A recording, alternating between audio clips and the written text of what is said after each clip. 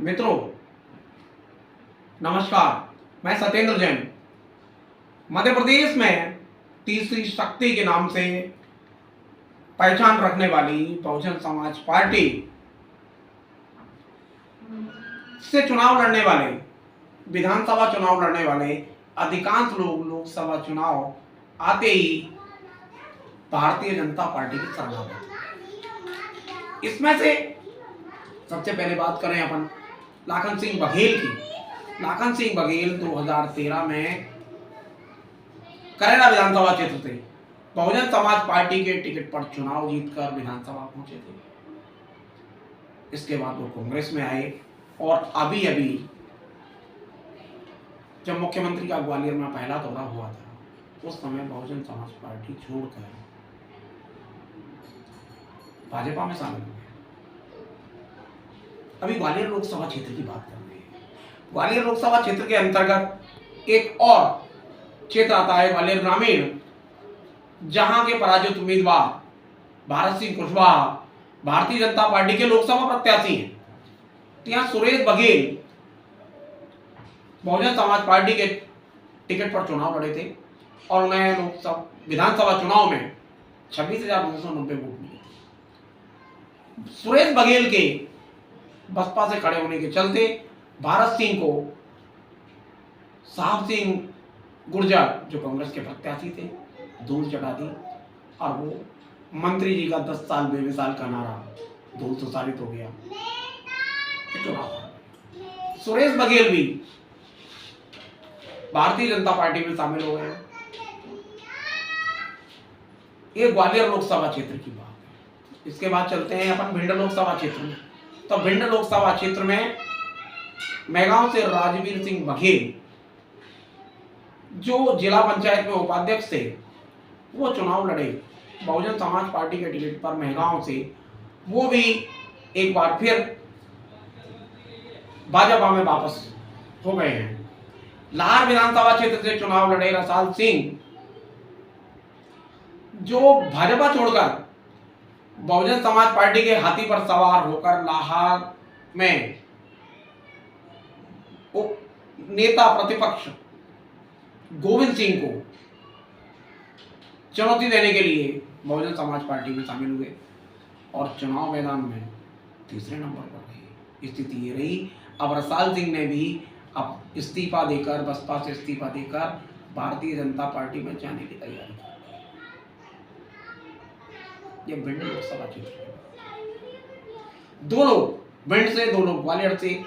अब आते हैं हम तीसरा स्थान मुरैना की बात करें। मुरैना लोकसभा क्षेत्र में दिमनी विधानसभा क्षेत्र में जिस समय नरेंद्र सिंह तोमर पूर्व केंद्रीय कृषि मंत्री और वर्तमान विधानसभा अध्यक्ष दिमनी से जब भाजपा के टिकट पर चुनाव लड़ रहे थे तो उनके सामने बलबीर दंडोतिया बहुजन समाज पार्टी के प्रत्याशी के तौर पर मैदान में थे और वो दूसरे नंबर पर रहे। उन्होंने शानदार मुकाबला किया। इससे पहले बलबीर दंडोतिया 2013 के चुनाव में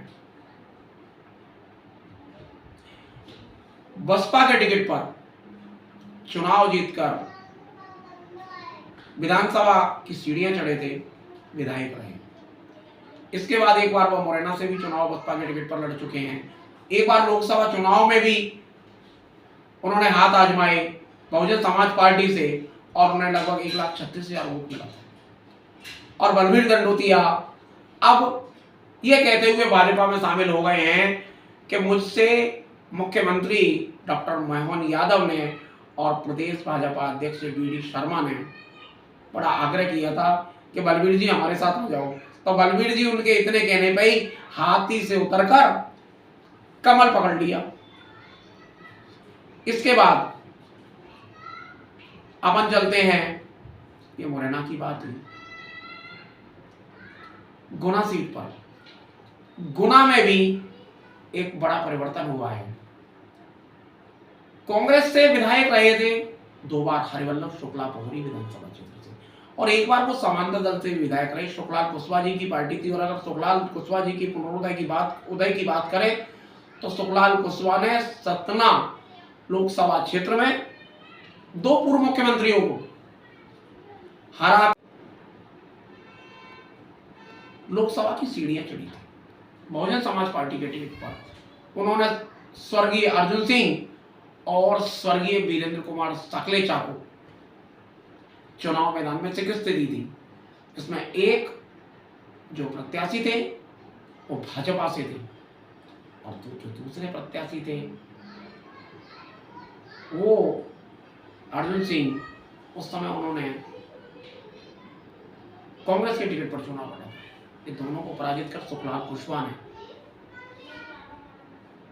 संसद की सीढ़ी। अब हम बात करते हैं कि ये जो बसपा में आने जाने का सिलसिला है, बसपा राष्ट्रीय पार्टी भले ही हो लेकिन यहां तो आया राम गया राम चलता है। ग्वालियर लोकसभा क्षेत्र में जो प्रत्याशी हैं वो कांग्रेस से आए थे कल्याण सिंह कंसाना। भिंड से जो प्रत्याशी बनाए गए हैं देवाशीष जरारिया, वो भी लोकसभा चुनाव कांग्रेस से लड़ चुके हैं और अब बसपा के हाथी पर सवारी कर रहे हैं। इसके बाद मुरैना की बात करें तो मुरैना में केएस ऑयल मिल के मालिक, केएस ग्रुप ऑफ इंडस्ट्रीज के मालिक के करता धरता रमेश गर्ग, इससे पहले भाजपा में थे। भाजपा के बाद वो कांग्रेस में आए, उन्होंने लोकसभा का टिकट भी मांगा पर टिकट नहीं मिला, तो आखिर में हाथी पर सवार होकर 2024 के चुनावी रण में मुरैना से मैदान। तो जो भी प्रत्याशी आता है बसपा में वो चुनाव लड़ने आता है, चुनाव जीतता है तो अपने कांग्रेस और भाजपा में वापसी कर लेता है, या चुनाव हारता है तो बहाना लेकर मायावती जी के हाथी से उतरकर कहीं कमल पकड़ लेता है तो कभी पंजा थाम लेता है। तो तीसरी शक्ति की जो कहानी है मध्य प्रदेश में, कम से कम ग्वालियर चंबल संभाग में, तो जब जरूरी हो तो हाथी पर सवार हो जाओ और काम निकल जाए तो हाथी से उतरकर पंजा और कमल थाम लो। मायावती जी को आज तक यही समझ में ही नहीं आ पाया है कि कौन हाथी पर परमानेंट सवार होगा और कौन एक चुनाव बाद हाथी से उतरकर कभी पंजा थाम लेगा तो कहीं कमल थाम लेगा। तो बहन जी को इस बात का बड़ा गुमान है कि मेरे वोट बैंक के दम पर लोग विधायक बन जाते हैं, लेकिन सच ये है लोग विधायक बनते हैं और बसपा को टाटा कर जाते हैं। सोचने का समय है, मतदान करते समय ये ध्यान रखें कि कहीं ऐसा तो नहीं है कि हम जो हाथी के चुनाव चिन्ह पर मोहर लगा रहे हैं वो कहीं टाटा करने वाले को तो नहीं लगा रहे कि वो एक बार फिर कहीं कमल तो नहीं थाम लेगा।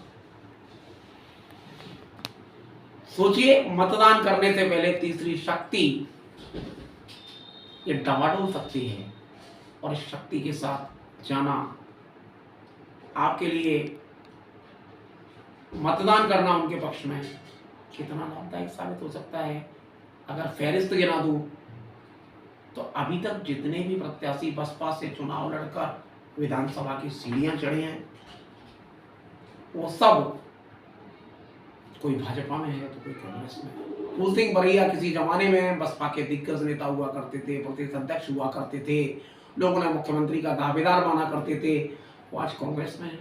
इससे पहले वो समता समाज पार्टी और एक बार बहुजन संघर्ष दल बना चुके हैं, रामविलास पासवान की लोजपा में रह चुके हैं, कुछ समय वो कमल भी थाम चुके हैं और आजकल कांग्रेस से हैं और कांग्रेस से भाडेर से विधायक। दूसरा बड़ा नाम लाखन सिंह किरार का है, जिन्हें यादव भी कहते हैं। 1993 में भाजपा जब उन्हें कांग्रेस से टिकट नहीं मिला तो हाथी पर सवार हो गए।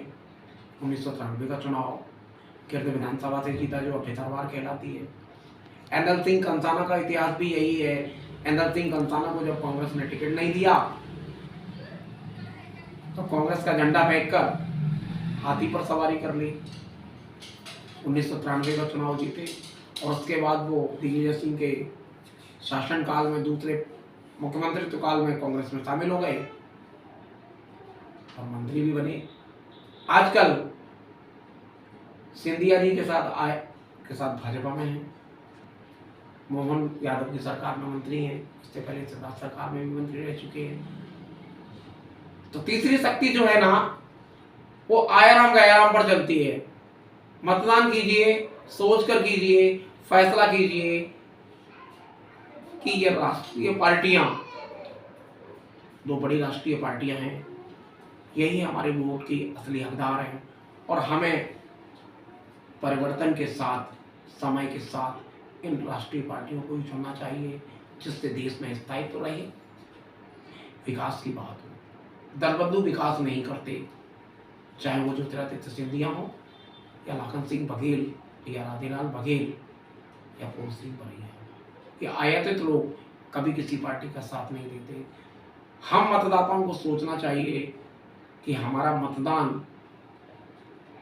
किस ट्रेंड पर चले, राष्ट्रीय सोच के साथ या शकल और चेहरे देखकर। बहुत बहुत धन्यवाद।